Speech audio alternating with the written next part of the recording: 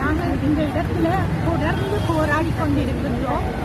இந்த நாட்களில் நடக்கும் கைதுகளுக்கு எதிராக பயங்கரவாத தடுப்பு சட்டம் இந்த நாட்டில் நீக்கப்பட வேண்டும்.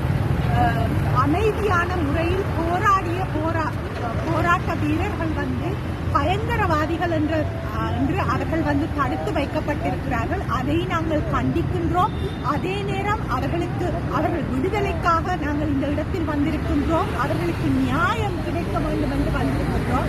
அதே நேரம் இந்த நாட்டில் ஊழல் குற்றச்சாட்டுகளோடு இருக்கும் நபர்கள் இன்னுமே கைது செய்யப்படாமல் அவர்கள் நடமாடிக்கொண்டிருக்கின்றார்கள். ஆனால் அப்பாவி பொதுமக்கள் எமது உரிமைக்காக, இந்த நாட்டின் நலனுக்காக, பொருளாதார அபிவிருத்திக்காக குரல் கொடுத்த அப்பாவி பொதுமக்களை கைது செய்வது எந்த விதத்தில் நியாயமோ தெரியாது.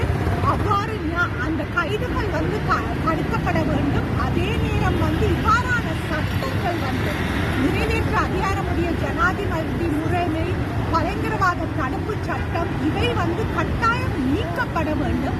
இவ்வாறு நீக்கப்பட்டால் தான் இந்த நாட்டில் எல்லாரும் சமமாக இளங்கத்தாயின் பிள்ளைகளாக ஒற்றுமையாக வாழ வேண்டும். இங்குள்ள யாவரும் நிம்மதியாக வாழும் நாள் வரும் வரை இந்த நாடு ஒருபோதுமே நிம்மதியாக இருக்க முடியாது. ஆகவே இங்கு பாடுபடும் ஒவ்வொருவருக்காகவும் நாங்கள் குரல் கொடுக்கின்றோம்.